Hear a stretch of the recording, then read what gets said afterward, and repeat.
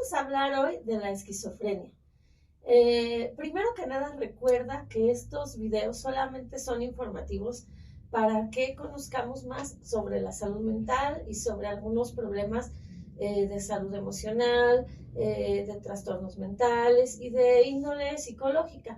Sin embargo, recuerda que no son videos que te puedan servir como autodiagnóstico o que puedas tú decir que tienes esta enfermedad o que tienes alguna otra de las cuales hemos hablado. Solamente son para que conozcamos más sobre el tema, porque son temas muy delicados y que requieren siempre de la atención médica y específicamente de un especialista, un médico psiquiatra, en el caso de adolescentes o niños, un pedopsiquiatra, porque en algunas ocasiones requieren el tratamiento enfocado en medicamentos, en fármacos o a veces en psicoterapia. Sin embargo, existen alternativas que sí deben ser valoradas y evaluadas y un tratamiento que tiene que ser supervisado por un médico psiquiatra. Bueno, entonces ahora sí vamos a explicar qué es la esquizofrenia. Bueno, la esquizofrenia en realidad forma parte de los trastornos mentales del grupo A, de los cuales tenemos como en primer nivel el trastorno esquizoide, luego el esquizotípico, y ya la esquizofrenia es el nivel más grave o más complicado del padecimiento. ¿Qué quiere decir esquizofrenia? Esquizofrenia quiere decir dividir. La palabra esquizo se refiere a dividir. Entonces nos habla de una mente o un cerebro dividido, fragmentado, y por ende, pues una mente dividida o fragmentada va a tener una desorganización en muchas áreas. Vamos a ver cuáles son estas áreas. Bueno, para poder identificarla, primero vamos a explicar como los síntomas generales y cómo están divididos y luego cómo la podemos ubicar. Nos hablan de síntomas positivos. Aquí hay que tener cuidado porque la palabra positivo no quiere decir que sean buenos, no significa eso. En realidad positivo significa que no están asociados a algo normal en el cuerpo o a otra situación, a otra enfermedad o a otro problema. Entonces no es que sean buenos, sino que no están asociados a otra enfermedad o a un comportamiento o a una situación fisiológica normal. Por eso se les llama positivos. ¿Y cuáles son? Bueno, tenemos en primer momento la psicosis, los delirios, las alucinaciones. Bueno, los delirios. ¿Cómo se manifiestan los delirios? Es cuando la persona, por ejemplo, en la televisión, ve un programa o un comercial y piensa que va dirigido a ella, específicamente a ella. Y que cuando alguien está hablando es a ella o de ella. Pueden ser delirios desde alguien que está diciendo algo o en la televisión o en el radio que le dirigen esos mensajes a ella o que incluso escuchen en su mente mensajes que le están diciendo, que alguien le está hablando. Las alucinaciones. Bueno, las alucinaciones pueden ser auditivas, escuchar voces que le están dando indicaciones, que le están dando órdenes, ver personas visuales, algunos hacen referencia a cosas religiosas, a santos, otros a cosas sobrenaturales o a ovnis o a alguien que les está dando órdenes, que les está dando indicaciones y lo ven. Esto no es real.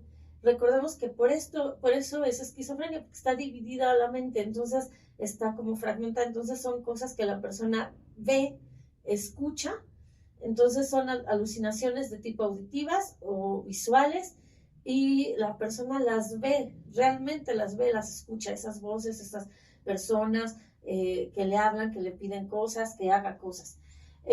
Otro síntoma es, además de las alucinaciones, las conductas y el habla desorganizada. Va a haber comportamientos desorganizados, va a haber comportamientos extraños. Por ejemplo, Si estamos en una playa, la persona va a ponerse un abrigo y aunque todo el mundo tenga calor, va a decir que es normal para él o para ella estar con un abrigo, ¿no? El habla es muy desorganizada, tiene ideas diferentes, desorganizadas, que a veces no se entienden. Puede haber comportamientos catatónicos y esto se refiere al movimiento. Movimientos, estar mucho tiempo a lo mejor sin moverse, movimientos que no puede controlar o estar sin moverse mucho tiempo. Bueno, esto es en cuanto a los signos positivos. Vamos a ver los signos negativos. Tenemos la apatía, que es el desinterés por las cosas, no hay interés por hacer cosas. Tenemos una respuesta emocional ausente, puede ser que se le diga a la persona algo que a otra persona le genere emoción, alegría, y ella no lo manifieste, porque no tiene esa respuesta emocional. Entonces no va a mostrarnos alguna expresión de tristeza, de alegría, no hay esta expresión emocional. La falta de motivación, no va a encontrar motivación en algunas cosas, en muy pocas cosas quizás, pero no hay motivación para lograr metas, para planes. Y bueno, otra característica es la anedonia. No experimenta placer por cosas como comer un helado, salir a caminar, cosas rutinarias que son sencillas, pero que normalmente nos generan una sensación de bienestar o placer. Ella no lo va a experimentar. Otra característica es el habla escasa, que podemos llamar alogia. ¿Y a qué se refiere? A que si le preguntamos algo, sus respuestas van a ser sí, no, nada más. Y si queremos que a lo mejor tenga un diálogo más amplio y nos narre algo, no lo va a hacer, no, porque no puede. Entonces son respuestas así. La otra es aislamiento, no va a poder interactuar con los demás, se va a aislar. La siguiente es déficit de atención, no va a poder tener atención en algo, no va a poder centrar su atención. Y por último, los problemas sexuales. Va a tener dificultades en la parte sexual.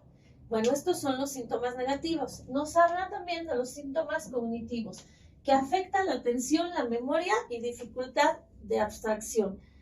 Se ve afectada la memoria, no va a ser capaz de memorizar cifras, de llevar secuencias, de abstraer, leer un texto y poner atención, porque incluso puede ser probable que empiece a tener estas alucinaciones con respecto a lo que está leyendo. Y se va a ver afectada toda esta parte cognitiva. Tenemos por último la parte del estado de ánimo. El estado de ánimo puede haber depresión.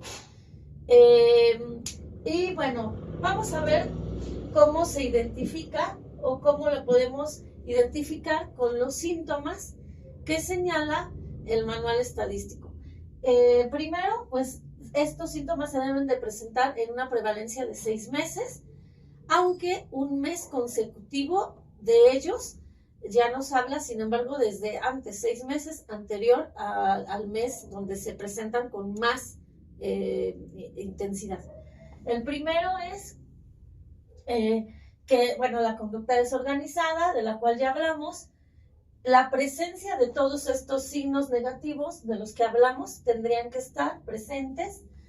El siguiente es que hay un deterioro o significativamente ya se dañó su vida laboral, social, escolar, ya existe un deterioro, ya hay un decremento y disfuncionalidad en su vida.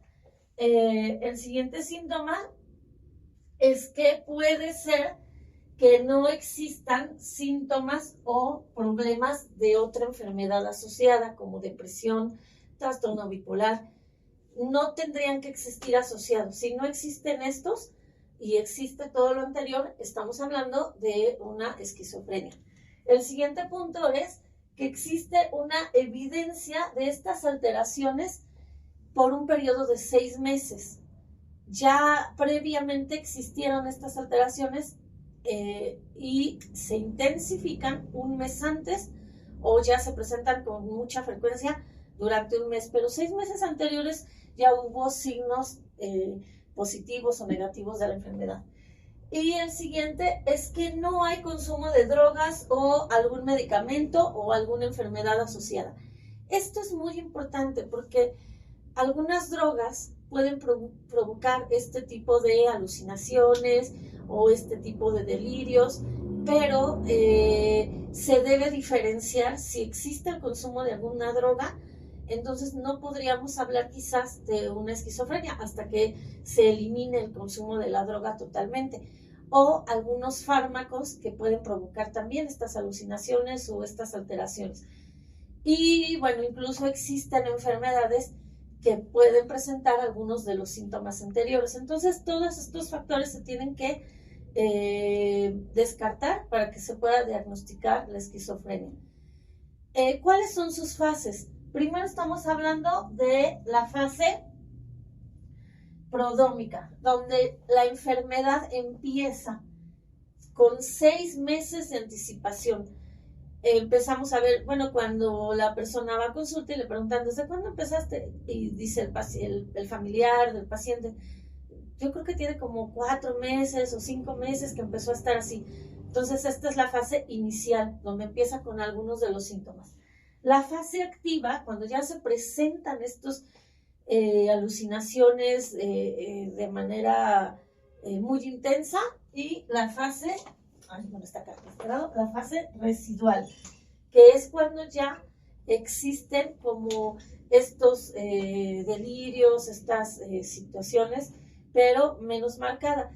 Y bueno, ¿qué causa la esquizofrenia? No se sabe aún, no hay todavía algo que nos pueda decir esta es la causa. Se asocia a factores genéticos, enfermedades, alguna infección durante el embarazo, pero en realidad todavía no se sabe la causa. Y bueno, por último, recuerda que acudir con un experto en salud mental, en este caso un médico psiquiatra, es lo más importante. Puede ser atendida con tratamiento farmacológico. En este caso siempre va a haber tratamiento farmacológico para quitar esta parte de las alucinaciones, los delirios, y sí tiene que ser valorado por un psiquiatra y acompañada de una terapia psicológica. Bueno, por último, te invito a que te suscribas a mi canal y seguiremos hablando de temas de psicología.